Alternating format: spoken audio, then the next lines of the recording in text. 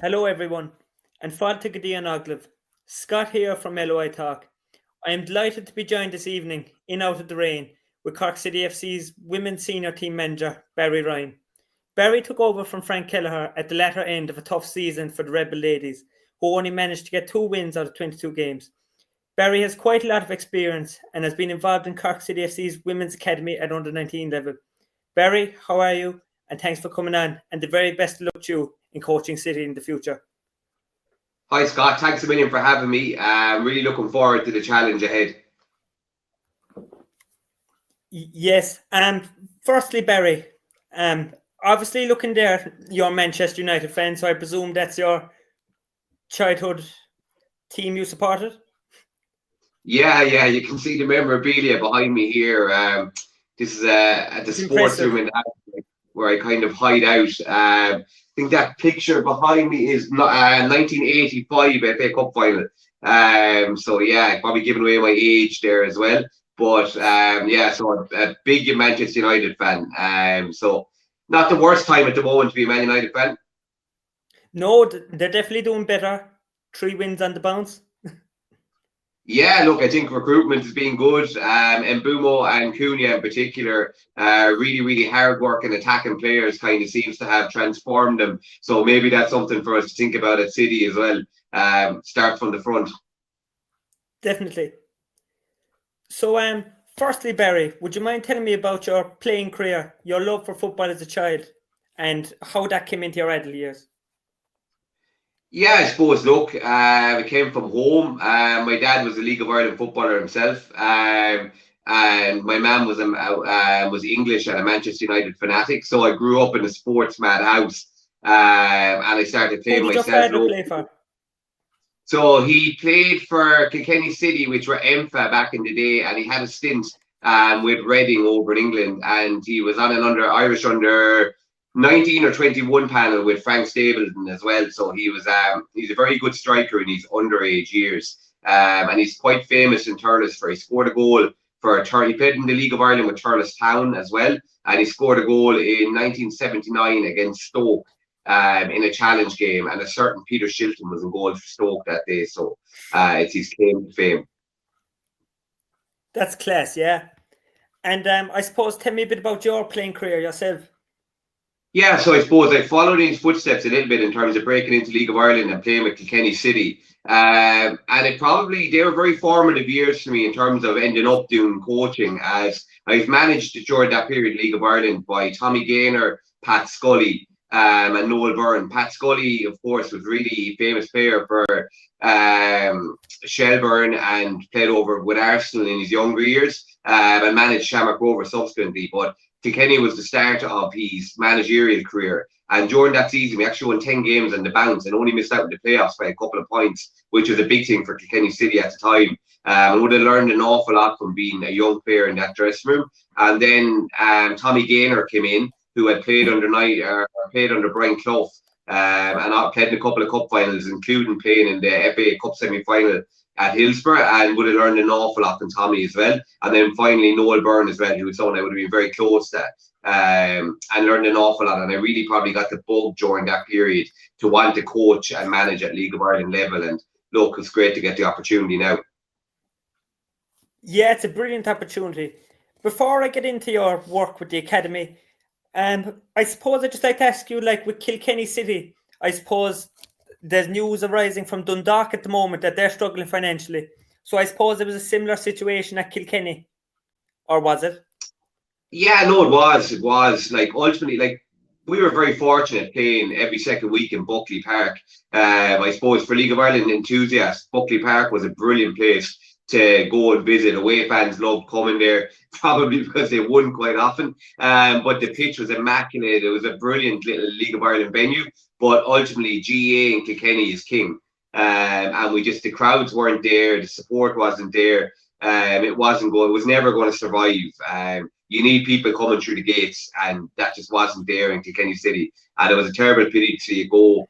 And look, reading between the reports and bits and pieces, Kieran Kilduff has now left Dundalk. It looks like he's going to end up at Waterford. And Dundalk are just kind of going from one crisis to another at the moment. Yes, it's definitely tough times for the Lily Whites. and hopefully they can pull through it. Yeah, absolutely. Look, Dundalk are a massive club. It's not so long ago under Stephen Kenny, they gave us some unbelievable European nights with David McMillan banging in goals. And I think, look, for me personally, obviously I'm a huge Cork City fan and now I'm working at the club and everything, but I kind of tend to support all the League of Ireland clubs when they're in Europe, and particularly enjoyed that Dundalk run, and even seeing them playing over at the Emirates with Shane Keegan in the dugout. And what do you think of this year's teams that are in Europe? Shelbourne and Shamrock Rovers. Yeah, look, Shelbourne was the big surprise, especially after Damien Duff left, to see under Joey O'Brien how good they were in Europe.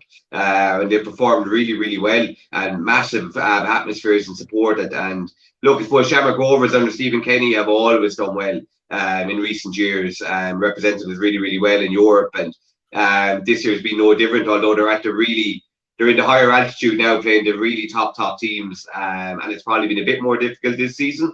But look, I still think Shamrock Rovers have had an unbelievable couple of years. A 5th league title in 6 years, an incredible achievement. Incredible achievement, definitely.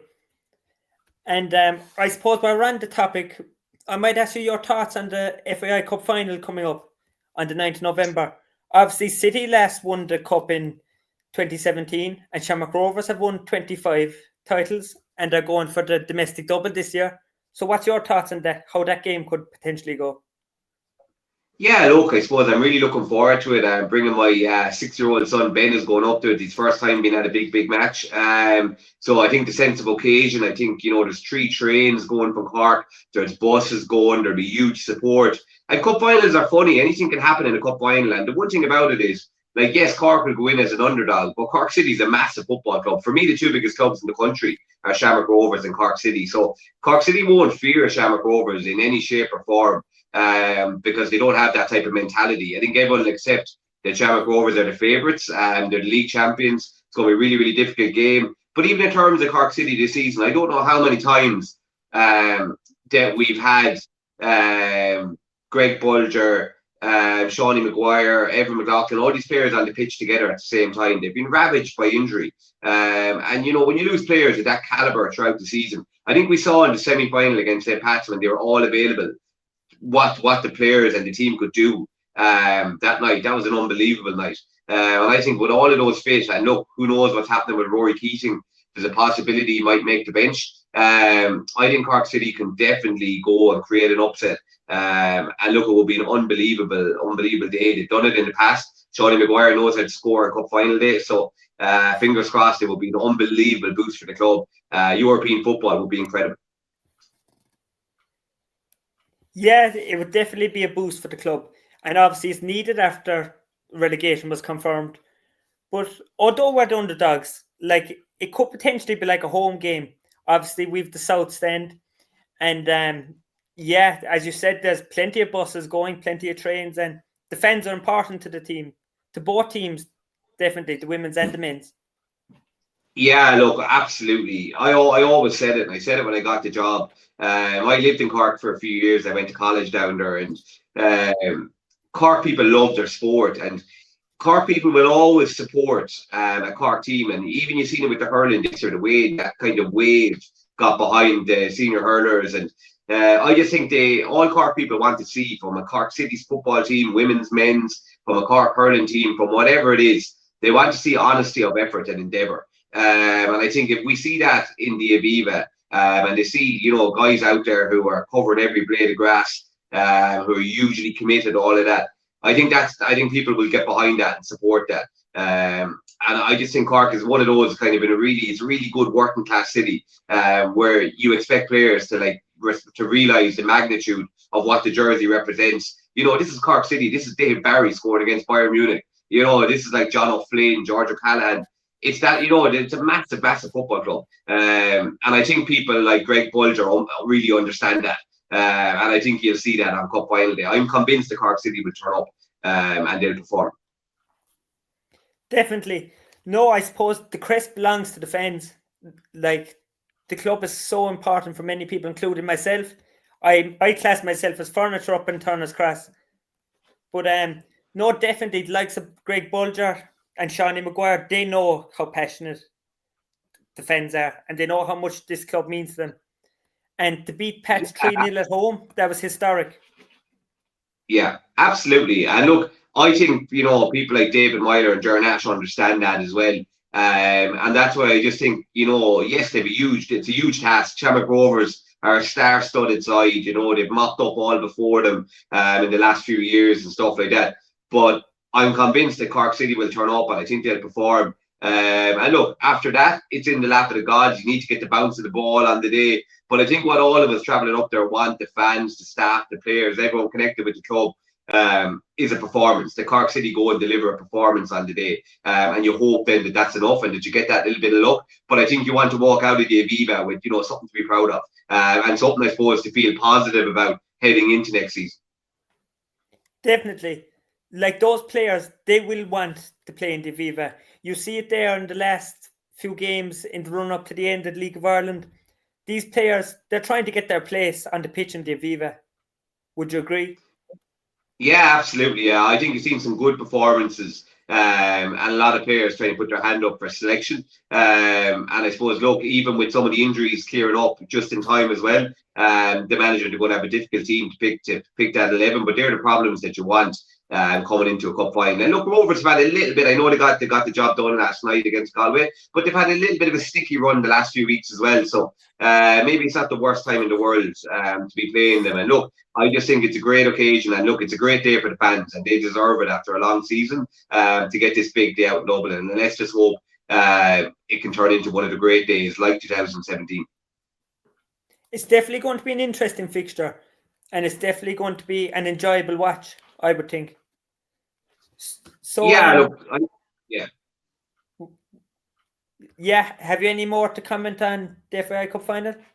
No, just I agree with you. I think I don't think it'll be 0-0 draw. I think Shamrock will attack, and I think it suits Cork City like they did against Pats, counter-attacking at pace and stuff like that. But yeah, I think it'll be a really good game. Definitely. So as a City fan myself, I'm aware of the phenomenal work Liam Kearney has done in our youth setup. Obviously, you managed the under-19 side. What is your opinion on City's academy setup for the ever-growing women's game? And have you had success during your spell as manager there? I would have known Ciara Senna from my school days, actually. She is now at Southampton, of course, after coming through City's academy to the senior side.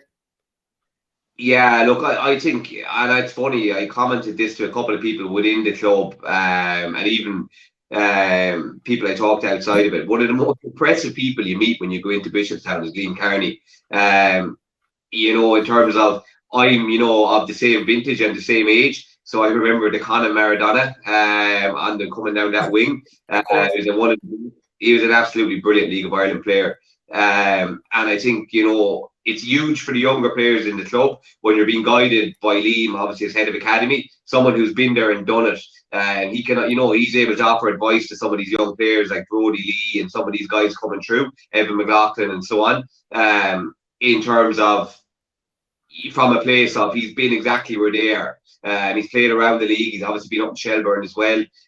He's won league titles. So I suppose I just think it means that little bit more when you're a player of a young age, when you're being advised and nurtured by guys around the club that have been there and done it, and you probably place that little bit more value on their opinion. And I think for a club like Cork City, where the plan is always to bring players through the academy, because we're not the type of club that's going out buying players or paying big money to bring people down from Dublin, or long term Cork City needs to develop its own players, and I think the academy is certainly doing that. And it's also the same with the women's side. In terms of Craig Robinson's doing really, really good work there. He set really good standards for the young players. There's a real sense of discipline, how they should conduct themselves, how they train, how they behave. You walk into Bishopstown, every player is giving you a fist pump when you walk past, whether they're 17s and they're not even your player. Everybody just knows, they know the way a Cork City player behaves and conducts themselves. So there's great standards amongst the club. And sometimes on the outside, people think that, it's a difficult time in Cork and stuff like that. But if you look at some of the quality of the young players, like you see Brodie Lee coming down from Shamrock Rovers to join Cork City, that will tell you with the perception of the club, from other places from outside, be it in Tipperary or Dublin or whatever, it's still a huge draw And Cork City are producing a lot of good young players, male and female. Like you said, Kira Senna is now over in Southampton and gone directly from Cork City as well. So, and Saoirse Noonan is over in Celtic, having been another player that's come through at Cork City. So I think there's lots to be positive about in the academy. Just some really, really good young talent there. Definitely. And going back to Brodie Lee first, obviously he's going to be playing in the World Cup now for his country at under 17 level, which is massive for him. Yeah, look, unbelievable achievement. I actually played with Brodie's dad, Shane, and we're both Tipperary men. So it's even a little bit more special to see him going over to the World Cup. And it's incredible for Cork City to have representation in that squad. And even in terms of representation, Holly O'Hagan was away last week with the Irish under-17 team in Germany for the European qualifiers, where they had a famous win over Belgium 4-0. Leo O'Leary-Callender has been with the Irish under-16s. So the club is producing top talent, male and female. And that bodes really, really well for the future, because if we keep bringing through players from the academy, we'll eventually get success. And people just have to be a little bit patient sometimes with that. Definitely, yeah. Slow and steady wins the race. Yeah, look, that's it. I think it's, even if you look at the women's game, and obviously certain clubs like Athlone have gone down the route of bringing in a lot of American players and a lot of players from Europe and stuff like that, and they've had huge success, and that's their model. And they've had Champions League football and had Europa League football this year and everything, and it's fantastic. But you would always wonder, is it sustainable? And long term, where will they be in 5 years? And maybe it's worth it to win a league and to get a bit of European football and stuff like that.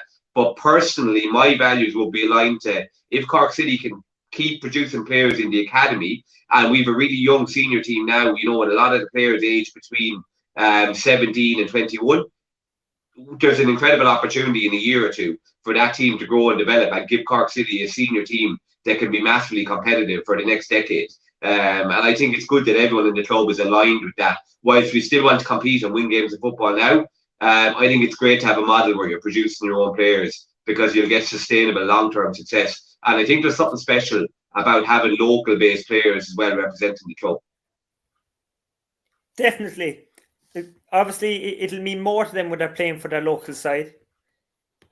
Yeah, and, absolutely. I think there's no problem at all. You want to bring in the best players in the region as well, because Cork City Football Club wants to win trophies. But I love having a spine and a core of players like Ciara McNamara, Shauna McCarthy, Heidi Mackin, Eva Mangan, Lauren Holman in the Cork City dressing room, where they're from the city, they know what the club means and stuff like that. Zoe Finnerty, Ciara Driscoll, you could stay going. I just think that's really, really important as well.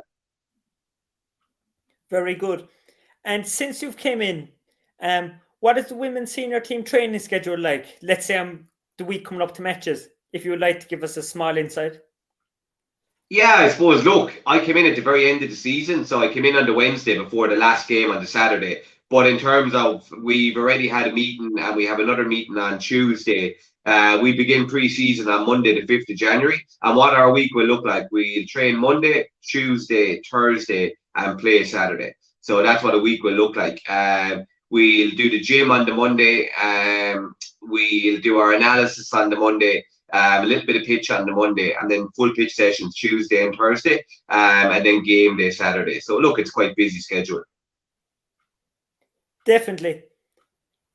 Who would you say would be your Women's Premier Division Player of the Year, if you were to pick? Oh, that's a good question. Look, it has to be someone from Athlone. I think, to be fair, after the season they've had, Europe and everything. I can see why Hannah Waite, I think, is going to win it, and most people's choice. I thought Kaylee Shine was phenomenal for Athlone defensively this season, and kind of one of those unheralded players. And it's funny, sometimes when you're the local player, you come up to the academy and you're there all along, you maybe don't get the same recognition as some of the girls maybe that come in and kind of really grab the headlines. But yeah, Kaylee Shine for me. But Bella Felicini from Treacy was also phenomenal. Like every week, it felt like she scored an absolute worldie from 25 yards. She'd be a massive loss to the league. I think Bella Felicini deserves a mention as well. But Kaylee Shine will probably get my vote for Player of the Year. Yeah, from hearing your thoughts there, it's hard enough to pick a player of the year. Like, there is a lot of talent in the league, definitely.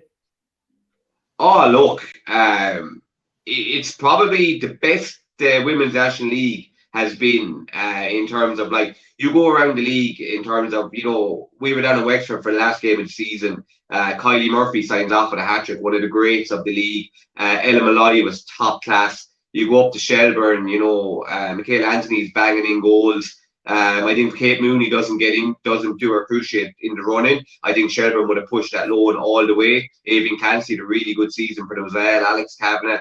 Shamrock Rovers then producing young players like Katie O'Reilly, Anna Butler. I just think the league is in as good a place as it's probably been. I thought Katie Lawley was excellent in spells for Treacy as well. It's the most competitive. Both Bohemians then are probably one of the stories of the season. Played in 2 cup finals. Hannah Healy and some of the young players there have been absolutely outstanding as well. Sarah McKevitt, who had a stint in Cork City as well, I thought she was brilliant for them this season on the wing as well. Emma Cochran, I thought was brilliant for Bows coming up in the academy this year, playing some senior football. Hannah O'Brien as well. So yeah, it's the best I think the league has been. It's the most talent that I can remember in the league. So even that, I barely haven't even mentioned Kelly Brady. So yeah, it's a really, really good time, I think, for people to get out and support the Women's National League. Definitely. And I suppose, like, even it's great that from a Cork City perspective that the women are playing in Turner's Cross. It's brilliant. And it's brilliant to see fans going to Turner's Cross on a Saturday to support their team. Look, I think that's really, really important that all the games now are played in the same stadiums and same opportunities as the males. And I think you don't grow and develop the game without that. There's good support coming to the games. I'm hoping this year that we can try and get bigger crowds coming to Turner's Cross and support the women. But in terms of I'm really realistic about that as well. You need to be winning games. If we're winning games and look like we're going to do something, I think you'll get more support. I think you have to give people something to support. And that's our job this season as staff and players, to turn things around and start winning games. Because look, it's Cork City Football Club, and whilst we'll try and bring through young players and we want to develop players from the academy and all of that, you have to win games as well. It's Senior League of Ireland football. So we won't be hiding behind development. Our job is to win games of football, and we certainly won't be bottom of the league. And that's good to hear, yeah. It seems like there's definitely potential in that Cork City side, the way you're talking. Yeah, look, for me, and look, recruitment will be important, and it is important that we go and bring in some bodies, but everybody keeps telling me about recruitment and that we need so many players because they're looking at the league table and we finished the season with 8 points. But I don't really agree with that. Whilst, yes, of course, we need to bring in, everybody needs to recruit.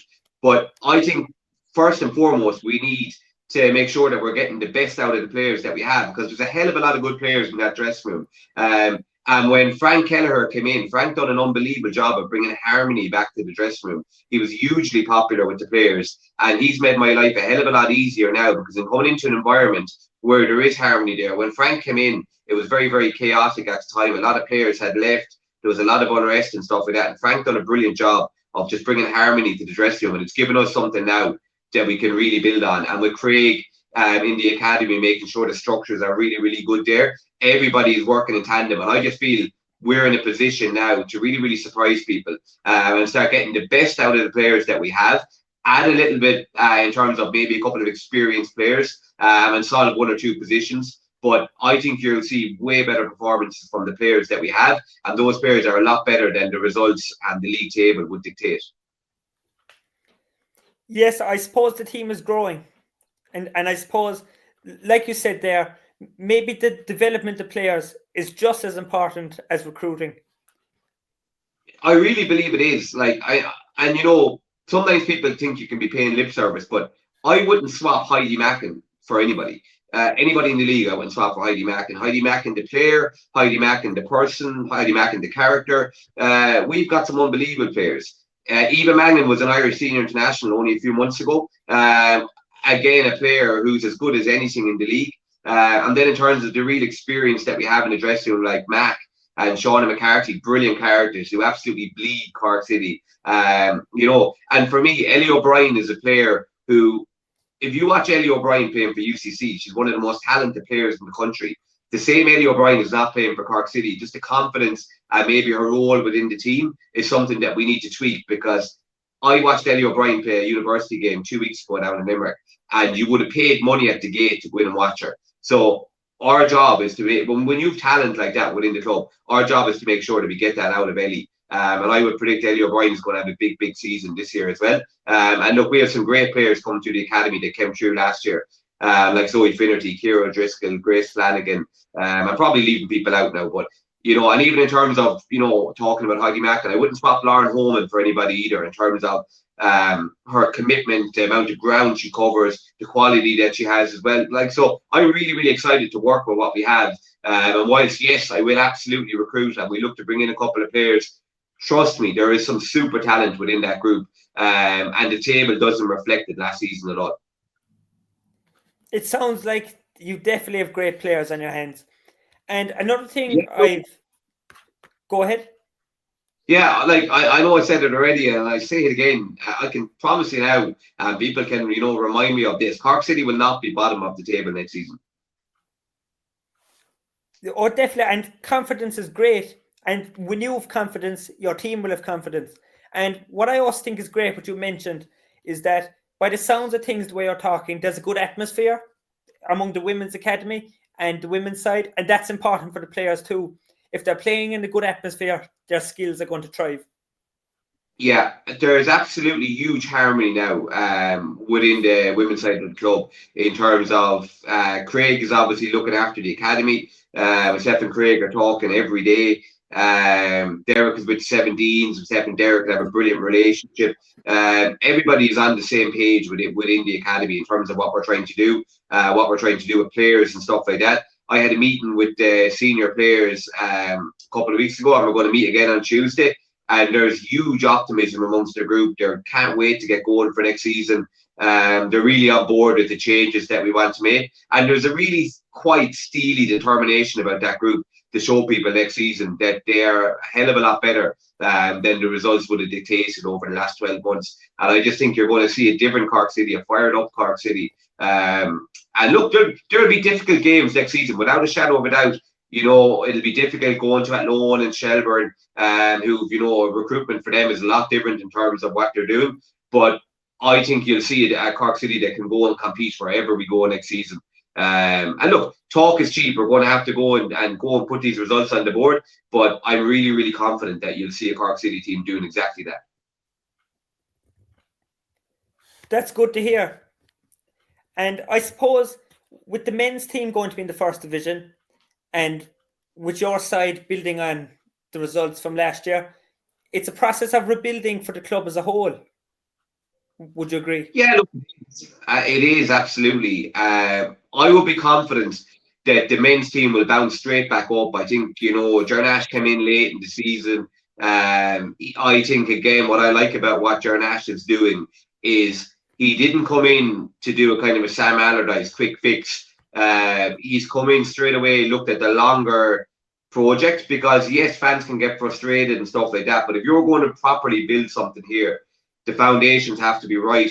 You have to be looking at more than 5 games, 10 games, 15 games.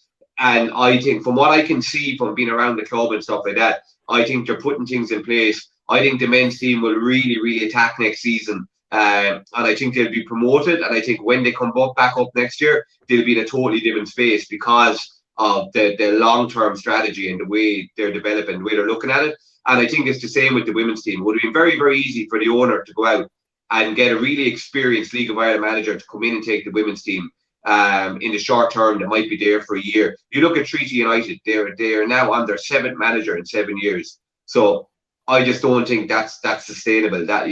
I think what we're trying to do is, I want to be here for the next 3 years, and we want to build something. And I think Jernash wants to build something as well with the men's. And if we can grow organically like that, I think Cork City could be in a totally different space in 12 months' time, men's and women's.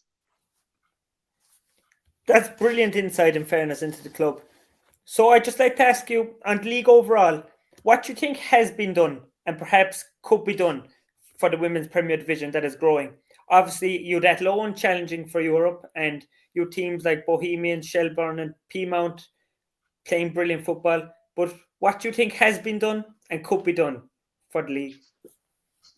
Yeah, look, I think in terms of, I think there's a hell of a lot of people like yourself on social media doing a lot of work with, interviews like this. People going around the league with different Twitter pages and social media pages. They're like every week you can see the goals are flying in. Every time there's a goal scored in the Women's National League match, it flies up on Twitter, and there's a lot of good content coming after the games and stuff like that as well. All of that helps because it gives players and clubs profile, which is really, really important in the women's game. And I think, obviously, as mentioned earlier as well, the women getting to play in Turner's Cross and Tallaght Stadium and all that really, really helps as well. TG Cahir has been huge in terms of televising the games. I think that's been massive for the Women's National League. I would love to see a home-based international team, an under-23 team. I think something like that. There's a cohort of players in the league that would probably, love the opportunity. Like, see, like Kelly Brady was on standby for the Irish women's team. But there's an awful lot of players that are a little bit short of that just yet, that are 18, 19, 20 years of age. And as soon as under 19 international football is over, that's it for a lot of them. There's no more opportunity if they're just short of that senior national team. I think we could bridge the gap with a home-based team, or even a League of Ireland-based team that's picked at the end of the year that plays a couple of friendlies or whatever it might be. But I'd like to see something to bridge the gap, and that League of Ireland team being based on players that are not in the senior international squad.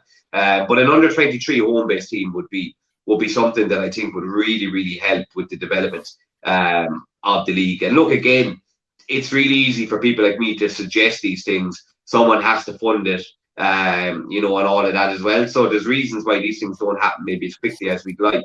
But I do believe we're on a really, really upward trajectory in the Women's National League. And Mark Scanlon and everybody involved in the League of Ireland deserves a lot of credit for that, because the League of Ireland, I can't ever remember being in a better place in terms of what we've seen over the last 12 to 18 months with teams in Europe. Even last season with Damien Duff and the title race, I've never seen so many people gripped by the League of Ireland. So there's a hell of a lot of good work going on. And even, we didn't mention it, but even the work Mark Scanlon and his team done with getting the funding for the League of Ireland academies, that's going to be a game changer as well.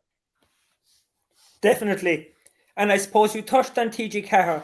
TG Cahir and Virgin Media, they have to get credit too for their work for the league this year. Absolutely. In terms of, everybody would love to get out and go and see more live games and stuff like that. But for a variety of reasons, that not everybody's in a position to do that. And the opportunity to sit down on the couch on a Friday or Saturday night and watch a live Women's National League game on TG Cahir, or a live men's game on a Friday night on Virgin Media, it's absolutely brilliant. And it's grown the League of Ireland audience. And it's natural then, if people are sitting down watching a lot of those games and they realise the quality and stuff like that, and some of the household names and Mason Melia, and realising, he's going across the water and he's going to be going to Tottenham or wherever the case may be. People then sitting down watching the games, they end up going to watch them. They realise, geez, my local club is Treacy, or my local club is Waterford, or my local club is Cork, and they get down to Turner's Cross or the RSC or the Markets Field. So sometimes, by having those games on TV, it can actually discover your next, local fan that will actually end up going to his local club and realising, God, the League of Ireland football is actually a really good watch. Yes, I've been saying that for years, that people should get out and support their club, because the atmosphere is just as good as going to a Premier League game. Like, you could sit at home on the couch and watch your favourite Premier League team, but there's nothing like live football. And if it's on your doorstep, why not avail of it? Absolutely. Like, you look at the atmosphere in the Shed on a big Friday night in Turner's Cross, and I think we should encourage people to, we should see more of that. I even saw clips of Cove Ramblers and Treaty the other night as well. Great drama with a late equaliser for Cove Ramblers, and then Treaty eventually winning it in extra time and celebrating with their fans at the end of the game. And I know they're running a couple of free buses now to the next playoff game up in Bray. And like you said, you can watch Man United on TV or whatever. And look, we all have a Premier League team that we love and stuff like that. But it's brilliant to be involved with the League of Ireland club as well. And you're really, really part of something there as well. And I think we should always encourage people to really try and buy into that, because it's top class football on your doorstep. Definitely. You touched on the first division playoffs. Who would you fancy, Bray or Athlone? Or Bray or Treaty, sorry, it's being played in Athlone Stadium. Yeah, Treaty's a funny one. Tommy Barrett does an unbelievable job. He works miracles every single year with Treaty to have them in the playoff on a shoestring budget. And it's funny, and look, it's the nature of the gig. I see an awful lot of people online, having a pop off Tommy Barrett and then having a pop off the fact that he reacted a couple of times during the season. And look, Tommy knows that this is the gig. This is part, once you take teams on like that, you have to accept the criticism and everything like that. But the man works miracles every year. And I would love to see Treaty win that playoff. But I just have a feeling Bray might sneak it. But of course, then I suppose the issue is whoever does win between Bray or Treaty, they're looking like they're probably going to come up against Waterford or Galway. And I don't think whatever first division team comes up against the Premier Division team, I don't think they're going to get promoted. I definitely think so too, yeah. I just think Galway, Waterford or Sligo, they're still all, it's in the relegation battle. It's a 3-horse race.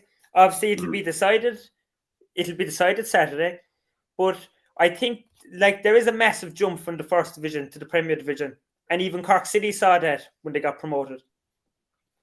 Yeah, I think the gap is quite big, and I think it's as big at the moment as it's probably been. You look at any of those sides in terms of Galway pushed Shamrock Rovers all the way last night, and you saw what happened to Kerry when they played Shamrock Rovers in the Cup semi-final.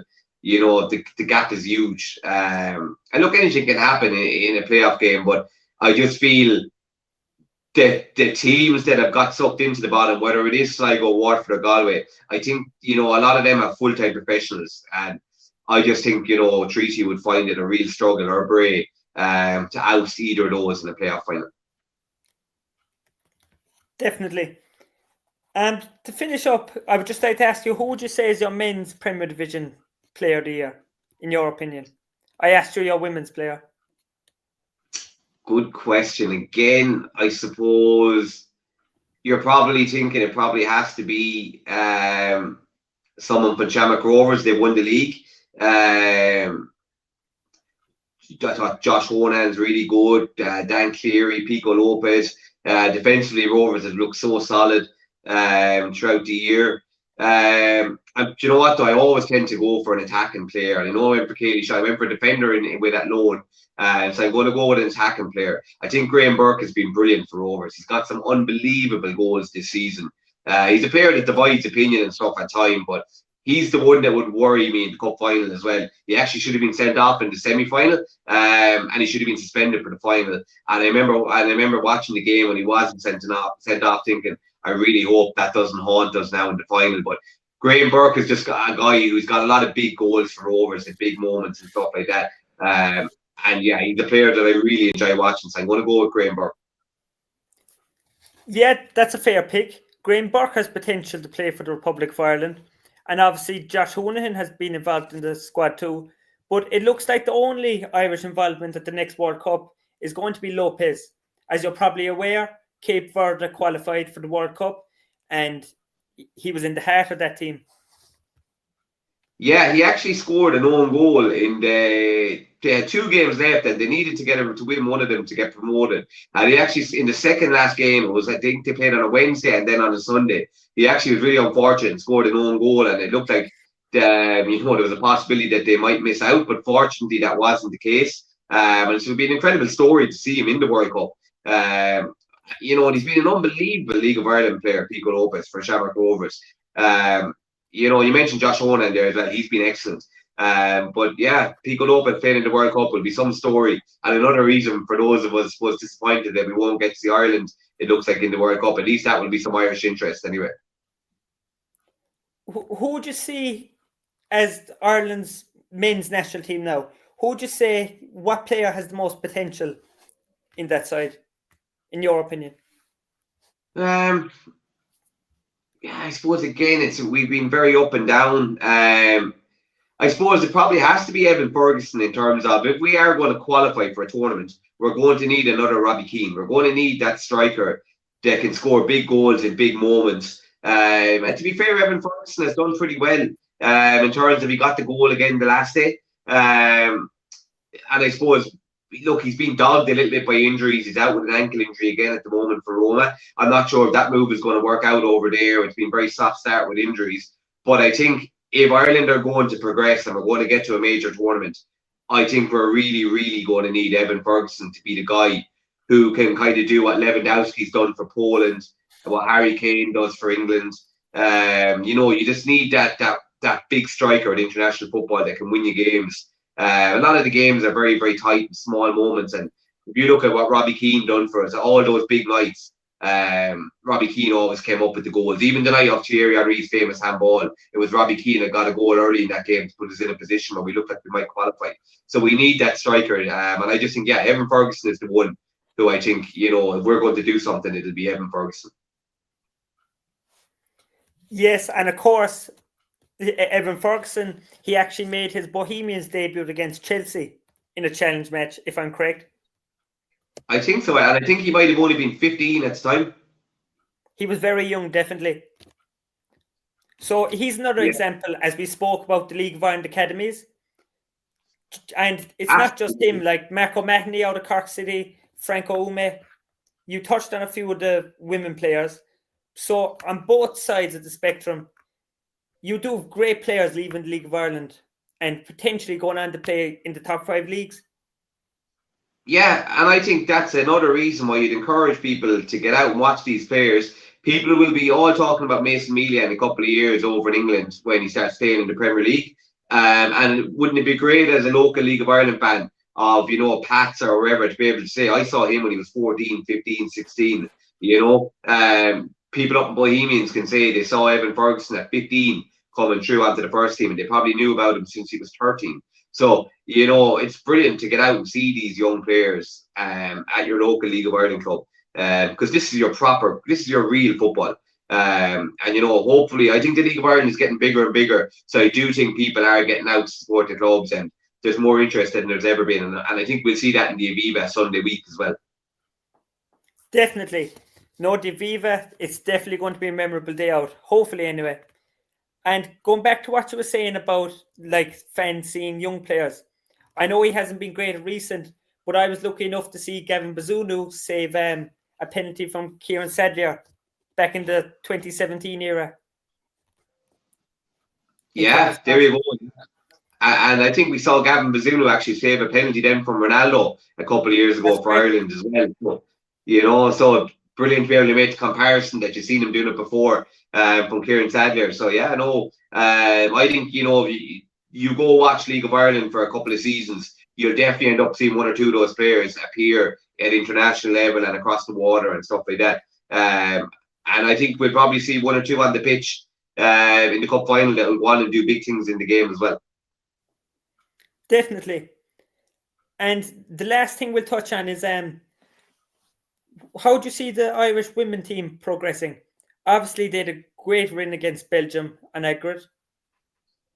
Yeah, Abby Larkin's goal was a magical moment and a great bit of composure to just dink it over the keeper as well. And I think the most interesting thing about that was in the previous 25, 30 minutes of that second half, there was only one team going to win it. It was All Ireland. Abby Larkin had actually got a great chance just before that.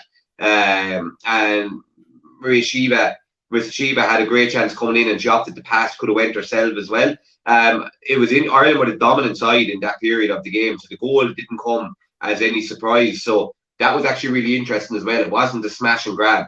To see Ireland go away from home and to compete so strongly against the side who had previously played in the Euros, it bodes really, really well that there's good things happening.